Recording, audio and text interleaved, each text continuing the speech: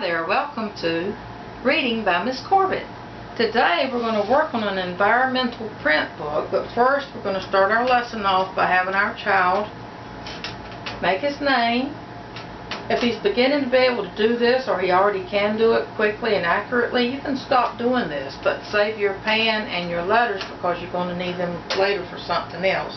And then you're going to go to the Letter and Sound Song. It's a video on YouTube that I've given you the link to. And then we're going to look at our letter cards that we talked about last week. Go through the letter cards with him. Last week we worked on the letter I. Today we're going to work on the letter O, if your child doesn't know O. And we would just go through them, and when we get to this one, if he doesn't know it, I'm going to tell him that's a O. And I hope he remembers this is an I. If he doesn't, I'm going to tell him this is I, this is O. They're both vowels, but he doesn't need to know that. I may show him this and say which one is I, which one is O. Get him to repeat the letter because you want him to know that this one is O because it's going to be in one of the words that we put in our book. I is going to be one of the words in our book. This is I go to by Dan. And I have 3 dots because that means more words are following. So I go to ... by Dan. Here's his title page, I go to by Dan. And to make this book, you need construction paper. I chose purple because that's Dan's favorite color. This one's green. You're going to fold it in half the long way. And then you're going to cut it on the fold using scissors, which I've already done to save time. Here it is. And then you need 4 sheets of paper with no lines. You can use newsprint, but I have my copy paper is what I use. And you're going to also fold that in half the long way, and then cut that with scissors, and just take one half of it to be the inside of your book. So you put your white pages inside your cover, whichever color. This is construction paper for the outside, and then fold it in half like this. Then you're going to need a stapler. I usually put 3 staples in. 1, 2, 3.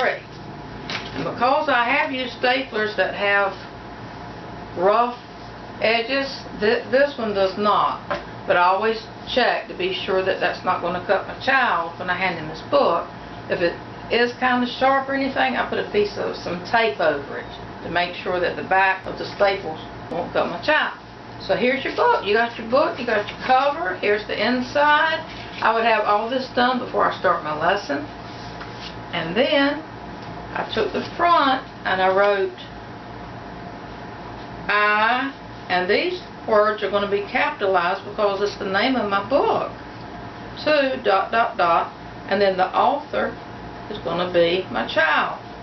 So put the by and hit your child's name. I go to by Dan.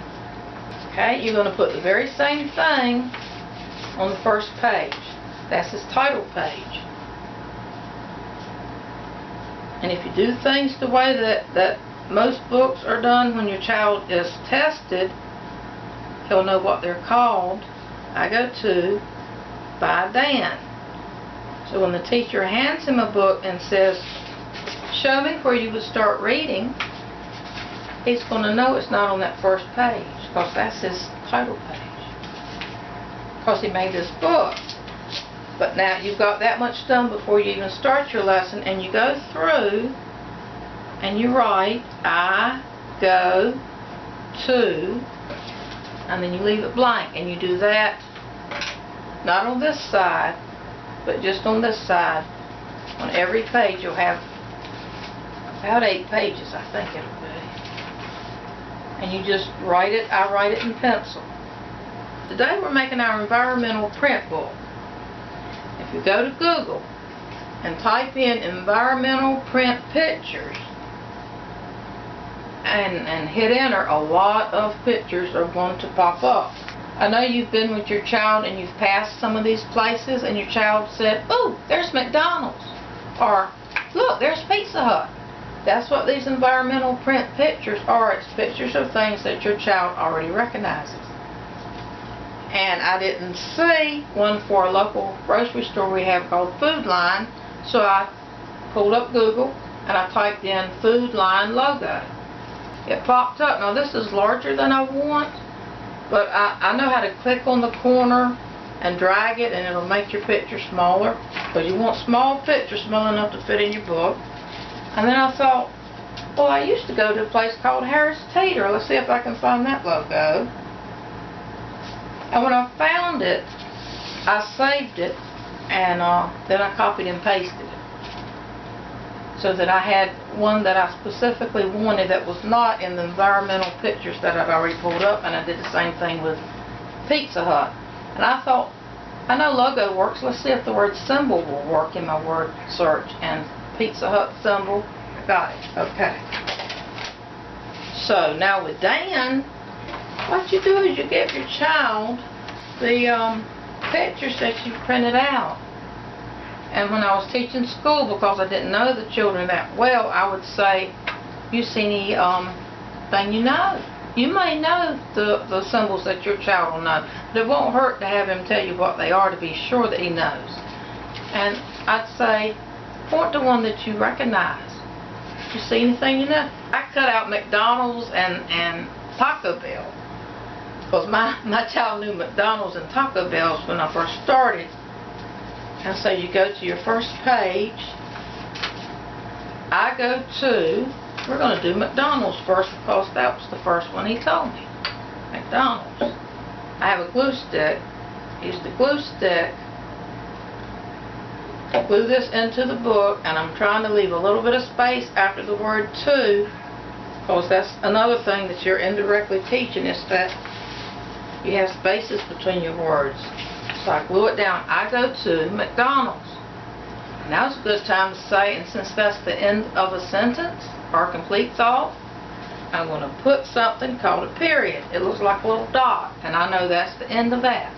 I go to McDonald's, and he'll probably read it with you. And then I go to Dan knew Taco Bell. So I do the cutting, because if you let your child cut,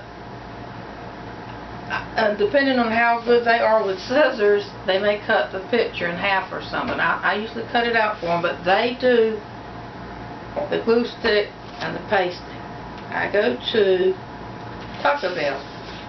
Doesn't have to be perfect. That was a little bit crooked, but it's in the book. It's where it needs to be, and there's a little bit of space. And what goes at the end? The dot or the period. And before you are done making this book, because you're going to go through page by page, your child should start to make the period at the end of the sentence. This one, I go to Pizza Hut. I'd already done 6 of my pages. But then you look at it and you say, okay, do you remember what this is? I go to by Dan. I go to by Dan. And then ask your child, can you read that to me? And you hope he's going to say, I go to McDonald's. I go to Taco Bell. I go to Burger King.